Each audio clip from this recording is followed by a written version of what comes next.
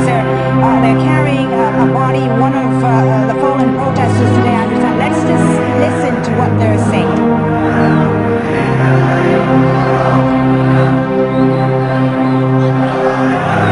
I'm going to jump in here very quickly. I just want to tell you, and I don't know if you can see that, but a body's being carried down the street. This is a funeral of one of the victims. We're not sure who it is or what happened, but certainly a very passionate and emotive funeral underway right here.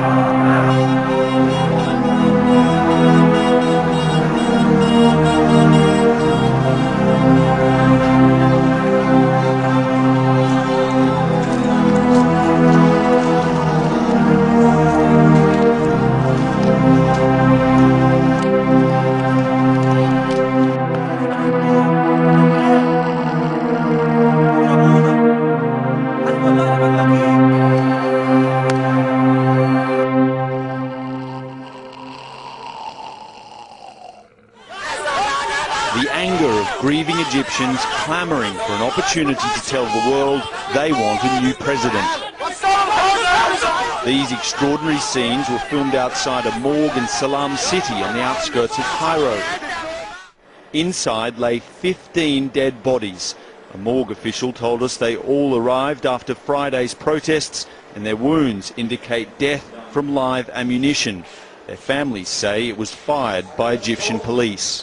These are images President Hosni Mubarak will not want Egyptians to see. In Tunisia, the deaths of civilians at the hands of police only added to the intensity of demonstrations that eventually forced Tunisia's president to flee the country. Outside, family members waved the victims' government-issued ID cards at our camera and tell us that there is only one thing they demand now.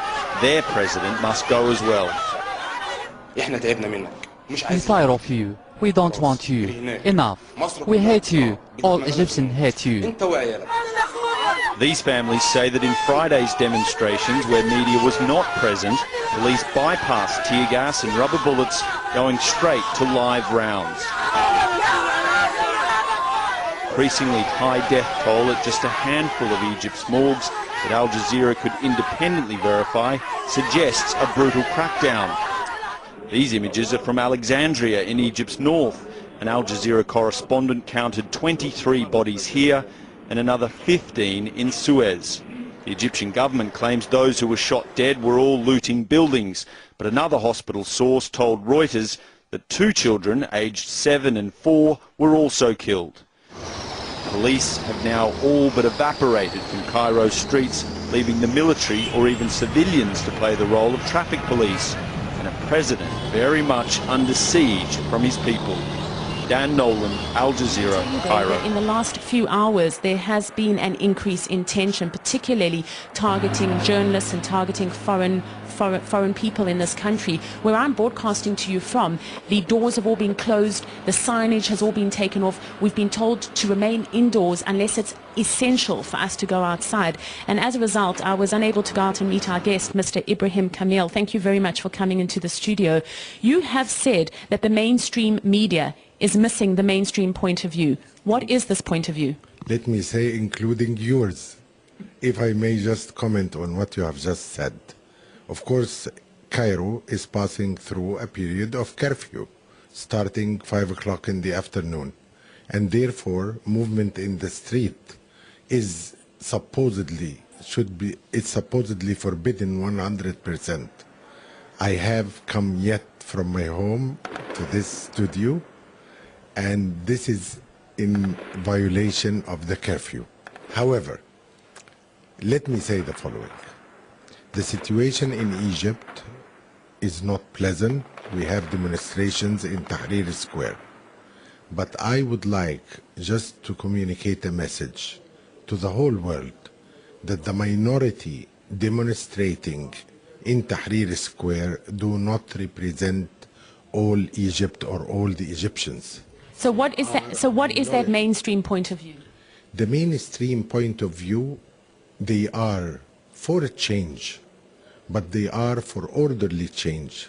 They are for President Mubarak to complete his term of presidency, which ends in September. of this year, September, October of this year.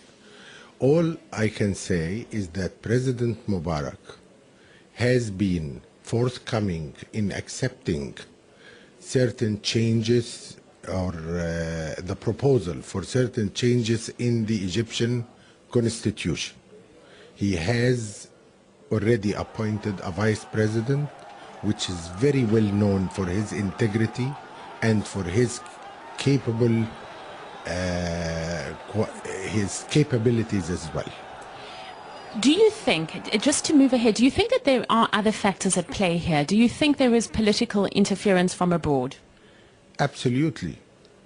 Things are not normal. There is almost a concert going on, being played part by the foreign media and part by the foreign governments. Which foreign governments? No. Just to be very specific, I was very disappointed that the President of the United States would call on us to move immediately and instantly to make changes as if we are the 51st state of the United States. We are not, and we will not be. Do you think that the United States is meddling in internal Egyptian affairs? Well, when the dust settles, I think we have to study a lot of files, and I think we have to settle a lot of accounts.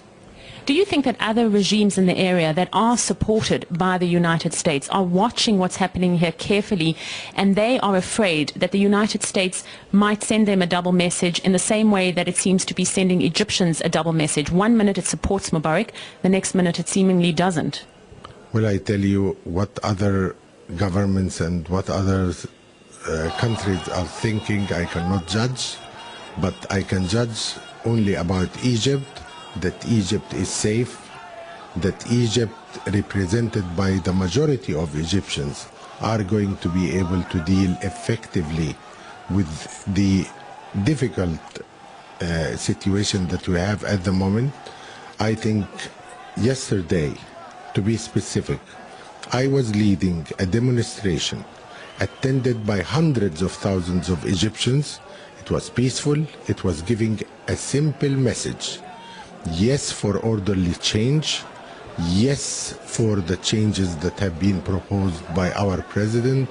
But yes for a stable Egypt, and yes for a better future for all Egyptians. What about Europe's role in everything that's happening at the moment? I hate to say that they are following the footsteps of the United States, and I am very, very thankful for the statement that was made by Mr. Lavrov, your foreign minister. I don't know what President Medvedev has said to our president, but I am sure that Russia, as a country, understands Egypt very well, and they will not fall in the trap of trying to sell Egypt short. Egypt is the one major Arab country to which the United States gives more than $1 billion a year, a close ally over the Middle East peace process, one of only 2 Arab countries to have made peace with Israel, and a close ally in the attempt to be a bulwark against terrorism. However, what is happening here now is young people dispensing with their fear across the Arab world, and now the United States has been calling for democracy, freedom, social reform for decades in the Arab world, and it looks like it's happening right now. So the question is, will the U.S. be able to be on the curve and lead this curve and help its allies there implement reform, or is it going to be behind this curve? What do you think the answer is going to be there, Christiane? You bring up really excellent points. Well, this is the very close thing that the U.S. is now grappling with, because obviously it knows that there are risks if these leaders fall, risks in terms of their own interests. What it has to do is to get behind the aspirations of the people and to use its influence to encourage the leaders to implement reform. For instance, the people now are calling for President Mubarak to have a proper succession. There is no vice president. There have been no proper elections. The last parliamentary elections were by many people considered to be rigged.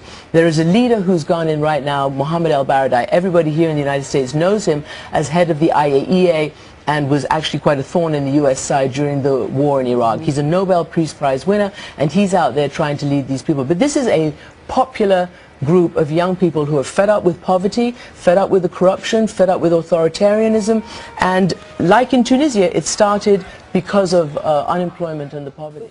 Now that we've caught up a bit on what is going on in the Middle East, it's important to reflect on the fact that Egypt hasn't always been this stirred up, but violence has occurred in the past in which outside sources were thought to have had a hand in things.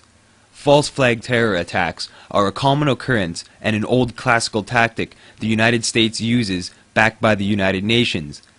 This ploy is used to overthrow governments when coups and assassination attempts by the Central Intelligence Agency fails.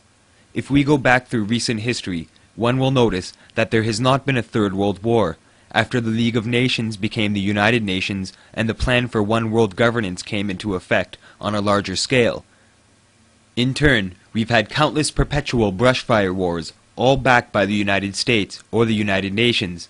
This has fueled the beast that is the military-industrial complex for all of these years. It's important to note that when a president takes his oath, he swears to give the nation he has been elected under all of his respect and attention. In the case of Barack Obama, who is both President of the United States of America and the overseer of the United Nations, it makes one wonder where his real intentions lie. But we all know that he is simply a puppet, put in place, while Oz is behind the curtains pulling the strings. On at least one occasion, Eisenhower was heard to say by those in the room, "God help this country when somebody sits at this desk who doesn't know as much about the military as I do."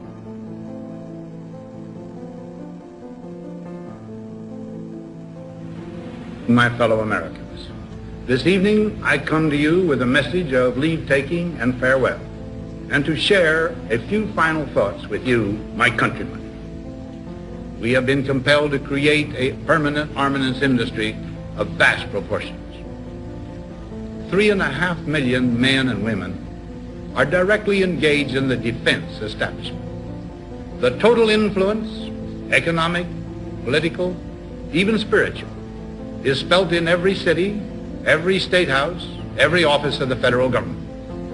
We recognize the imperative need for this development, yet we must not fail to comprehend its grave implications.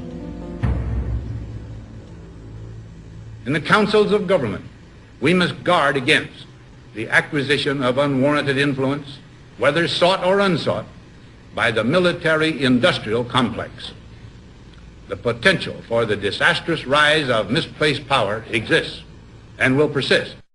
We must never let the weight of this combination endanger our liberties or democratic processes.